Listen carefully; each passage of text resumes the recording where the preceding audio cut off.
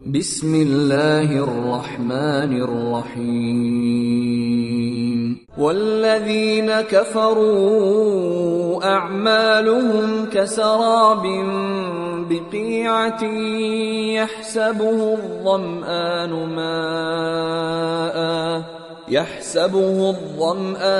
ماء حتى إذا جاءه لم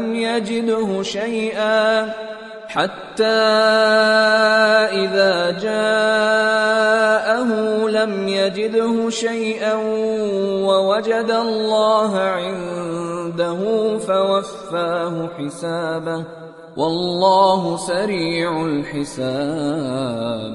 സത്യത്തെ തള്ളിപ്പറഞ്ഞവരുടെ സ്ഥിതിയോ അവരുടെ പ്രവർത്തനങ്ങൾ മരുപ്പറമ്പിലെ മരീചിക പോലെയാണ്. ദാഹിച്ചു വലഞ്ഞവൻ അത് വെള്ളമാണെന്ന് കരുതുന്നു. അങ്ങനെ അവൻ അതിന്റെ അടുത്ത് ചെന്നാൽ അവിടെയൊന്നും തന്നെ കാണുകയില്ല.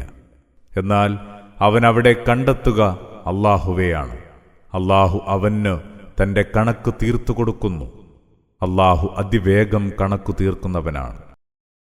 أو كظلمات في بحر لجي يغشاه موج من فوقه موج من فوقه سحاب ظلمات بعضها فوق بعض إذا أخرج يده لم يكد يراها ومن لم يجعل الله له نورا فما له من نور. അല്ലെങ്കിൽ അവരുടെ ഉപമ ഇങ്ങനെയാണ്: ആഴക്കടലിലെ കട്ട പിടിച്ച കൂരിരുട്ട്, അതിനെ തിരമാല മൂടിയിരിക്കുന്നു. അതിനുമീതെ വേറെയും തിരമാല, അതിനുമീതെ കാർമേഘവും, ഇരുളിനുമേൽ ഇരുൾ, ഒട്ടേറെ ഇരുട്ടുകൾ. സ്വന്തം കൈ പുറത്തേക്ക് നീട്ടിയാൽ അതുപോലും കാണാനാവാത്ത കൂരിരുട്ട്.